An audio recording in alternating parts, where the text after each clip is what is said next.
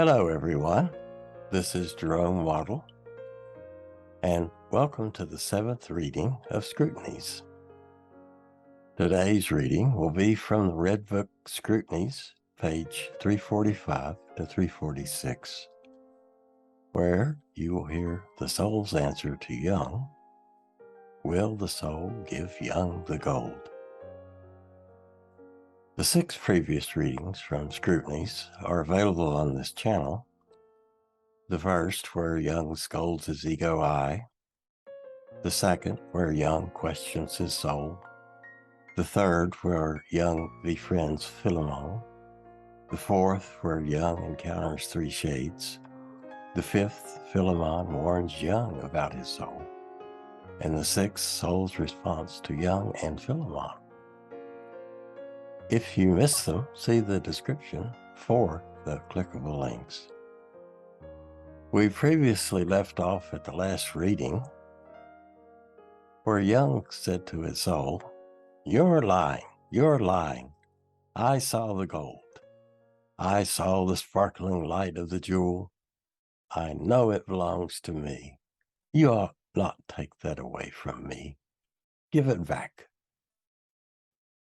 Then she broke out in defiant tears and said, "I don't want to part with it. It's too precious to me. Do you want to rob me of the last ornament? Embellish yourself with the gold of the gods, but not with the meager treasures of earthbound human beings. May you taste heavenly poverty after you have preached earthly poverty and necessity to your mankind, like a true and proper cleric full of lies who fills his belly and purse and preaches poverty. You torment me awfully.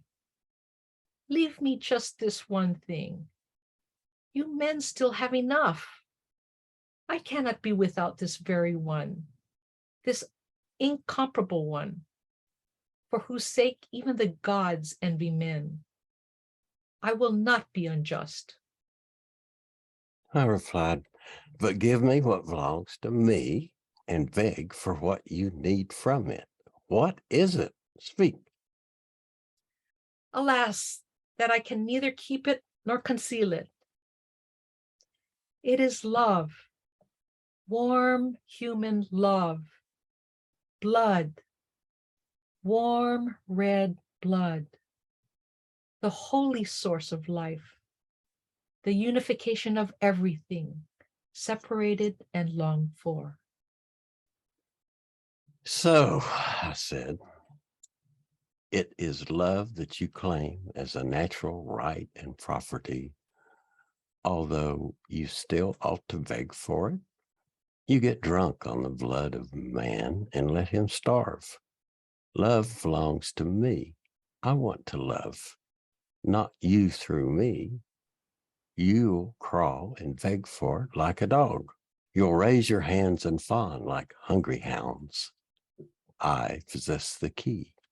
I will be a more just administrator than your godless gods. You will gather around the source of blood, the sweet miracle, and you will come bearing gifts so that you may receive what you need. I protect the holy source so that no god can seize it for himself. The gods know no measure and no mercy. They get drunk on the most precious of draughts. Ambrosia and nectar are the flesh and blood of men, truly a noble meal. They waste the drink in drunkenness, the goods of the poor, since they have neither God nor soul presiding over them as their judges. Presumptuousness and excessiveness, severity and callousness are your essence. Greed for the sake of greed, power for the sake of power, pleasure for the sake of pleasure, immoderation and insatiableness. This is how one recognizes you, your daemons. Yes, you have yet to learn, you devils and gods, you daemons and souls, to crawl in the dust for the sake of love, so that someone, somewhere, you snatch a drop of the living sweetness. Learn humility and pride from men for the sake of love. You gods, your firstborn son is man. He bore a terribly beautiful, ugly son of God who is renewal to you all. But this mystery too fulfills you. You bore a son of men who is my renewal, no less splendid, terrible in his rule, also will serve you. Then Philemon approached me, raised his hand, and spoke. Both God and man are disappointed victims of deception, blessedly blessed, powerlessly powerful.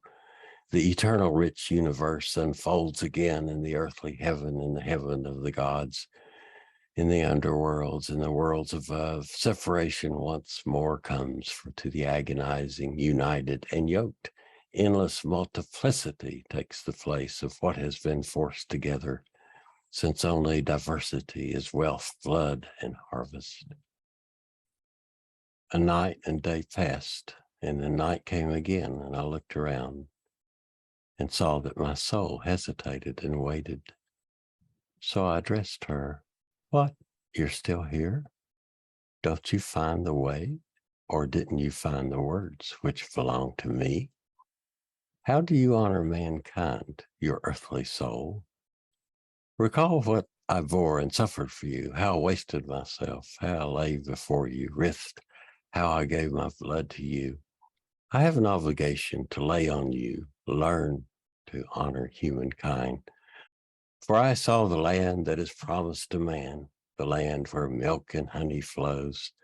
I saw the land of the promised love. I saw the splendor of the sun on that land. I saw the green forests, the golden vineyards, and the villages of man. I saw the towering mountains with hanging fields of eternal snow. I saw the fruitfulness and fortune of the earth. None but I saw the fortune of man. You, my soul, force mortal men to labor and suffer for your salvation. I demand that you do this for the earthly fortune of mankind. Pay heed. I speak in both my name and the name of mankind, since our power and glory are yours. Thine is the kingdom in our promised land. So bring it about, employing your abundance. I will remain silent. Yes, I will leave you be. It depends on you. You can bring about what man has denied to create. I stand waiting. Torment yourself so that you can come to find it. Where is your own salvation if you fail in your duty to bring about that of man? Pay heed. You will be working for me, and I will remain silent. Now then, I want to set to work, but you must build the furnace. Throw the old, the broken, the worn out, the unused, and the ruined into the melting pot, so that it will be renewed for fresh use. It is the custom of the ancients, the tradition of the ancestors, observed since days of old. It is to be adapted for new use. It is practice and incubation in a smelter, a taking back into the interior, into the hot accumulation where rust and brokenness are taken away through the heat of the fire. It is a holy ceremony.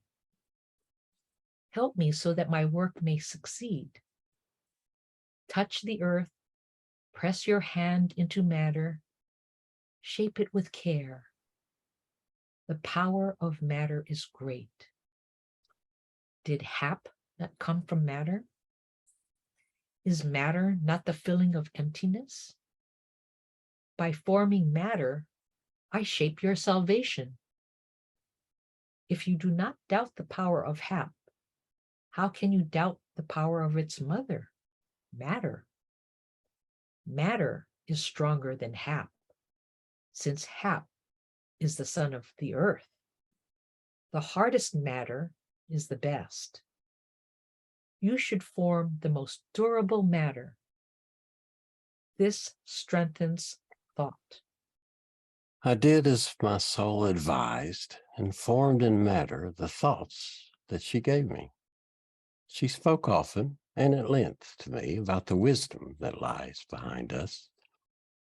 But one night, she suddenly came to me with a sense of unease and anxiety and exclaimed, "What am I seeing? What does the future harbor? Blazing fire? A fire hovers in the air. It draws near, a flame, many flames, a searing miracle. But how many lights burn? My beloved, it is the mercy of the eternal fire. The breath of fire descends on you." but I cried out in horror, I fear something terrible and dreadful. I am deeply afraid, since the things that you announced beforehand were awful. Must everything be broken, burned, and destroyed? Patience. Fire surrounds you, an immeasurable sea of embers. Don't torture me. What dreadful mysteries do you possess? Speak, I implore you. Or are you lying again, damned tormenting spirit, deceiving fiend? What are your treacherous vectors supposed to mean? But she answered calmly, I also want your fear. what for? To torment me? But she continued, To bring it before the ruler of this world. He demands the sacrifice of your fear. He appreciates your sacrifice. He has mercy upon you. mercy upon me? What is that supposed to mean? I want to hide myself from him. My face shrinks from the ruler of this world, for it is branded, it bears a mark, it beheld the forbidden. Therefore, I avoid the ruler of this world. But you should come before him. He has heard about your fear. You instilled this fear in me. Why did you give me away? You have been summoned to serve him. But I moaned and exclaimed, thrice damned fate, why can't you leave me in seclusion? Why has he chosen me for sacrifice? Thousands would gladly throw themselves before him. Why must it be me? I cannot, I don't want to. But the soul said, You possess the word that should not be allowed to remain concealed. what is my word? I answered. It is the stammering of a minor. It is my poverty and my incapacity, my inability to do otherwise. And you want to drag this before the ruler of this world? But she looked straight in the distance and said, I see the surface of the earth, and smoke sweeps over it. A sea of fire rolls close in from the north. It is setting the towns and villages on fire, plunging over the mountains, breaking through the valleys, burning the forests. People are going mad. You go before the fire in a burning robe with singed hair, a crazy look in your eyes, a parched tongue, a hoarse and foul-sounding voice. You forge ahead. You announce what approaches. You scale the mountains. You go into every valley and stammer words of fright and proclaim the fire's agony. You bear the mark of the fire, and men are horrified at you. They do not see the fire. They do not believe your words, but they see your mark and unknowingly suspect you to be the messenger of the burning agony. What fire? They asked. What fire? You stutter, you stammer. What do you know about a fire? I looked at the embers. I saw the blazing flames. Oh, may God save us. My soul, I cried in despair. Speak, explain. What should I proclaim? The fire? Which fire? Look up. See the flames that blaze over your head? Look up. The skies redden. With these words, my soul vanished, but I remained anxious and confused for many days, and my soul remained silent and was not to be seen.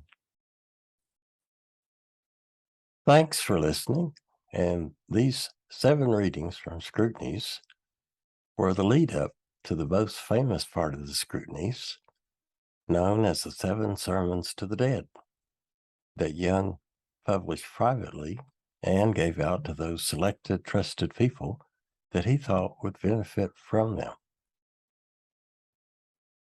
In his private copies, he changed the character Philemon to a Gnostic scholar named Basilides.